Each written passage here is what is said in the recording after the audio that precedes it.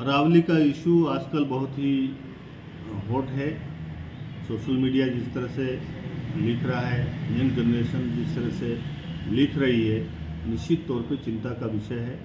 और हमारा अरावली क्षेत्र है वो दिल्ली से शुरू होकर गुजरात तक जाता है और उसका अधिकांश हिस्सा 80% हिस्सा राजस्थान का है।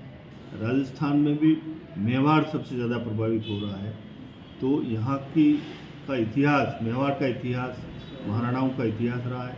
इन पहाड़ों के बीच में रह के उन्होंने यहाँ की आज़ादी के लिए, यहाँ की पर्यावरण की सुरक्षा के लिए जो युद्ध लड़ा मुगलों से, उसको हम भूल नहीं सकते।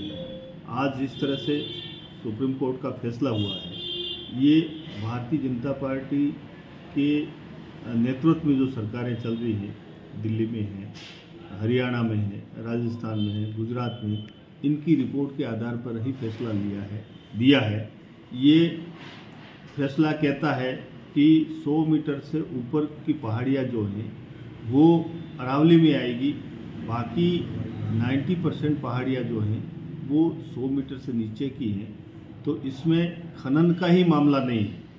इसमें मुझे ऐसा लगता है कि बड़ा कोई प्लान है, बड़े उद्योगपति पहले से ही तैयारी करके और इन ज़मीनों को, इन पहाड़ियों को अपने कब्ज़े में करना चाहते हैं। जिस तरह से 1 लाख से ज़्यादा पहाड़ियाँ हैं, उनमें से 1000 के आसपास पहाड़ियाँ इस फैसले के अंडर में आने वाली हैं। बाकी तो जो पहाड़ियाँ हैं वो सारी पहाड़ियाँ 100 मीटर से नीचे की हैं। आज हमारी अरावली पर्वत श्रृंखला है। ये श्रृंखला हमें गर्मी से, धूप से, तूफान से, आंधी से वो बचाती है और हमारे सुरक्षा कवच से।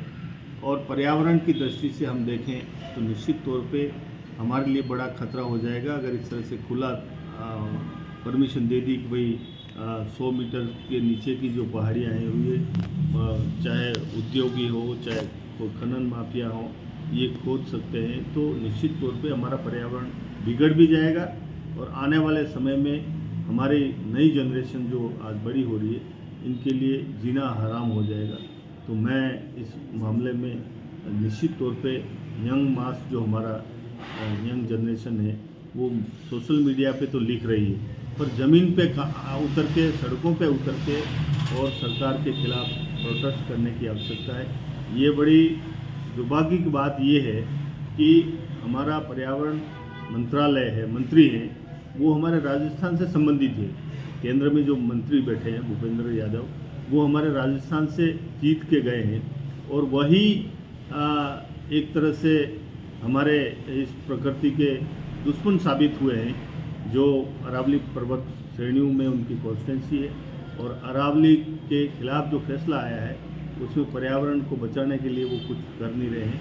हमारे मुख्यमंत्री, राजस्थान के मुख्यमंत्री कह रहे हैं कि 1 इंच भी ज़मीन जाने नहीं दूंगा। तो मैं उनसे पूछना चाह रहा हूँ कि भाई आप भी इसमें रहोगे नहीं रहोगे मुझे पता नहीं, परंतु अगर आप ये इच्छा रखते हो तो आप सब मिलके सुप्रीम कोर्ट में रिव्यू पिटीशन लगाएं और ये जो फैसला हुआ है इस फैसले को बदलवाने का पूरा प्रयास करें, ताकि हमारे जितने भी अरावली क्षेत्र में आने वाले जितने भी लोग बाग हैं या जितने भी हमारे भाई बहन हैं, बुजुर्ग हैं, नवयुवक हैं, जो आने वाली पीढ़ी है, ये सुरक्षित रह सके और हमारे यहाँ का इतिहास, भौगोलिक परिस्थिति, पर्यावरण और हमारी खुद की सुरक्षा हो सकती है। यही मैं इस अवसर पर कहना चाहता हूँ।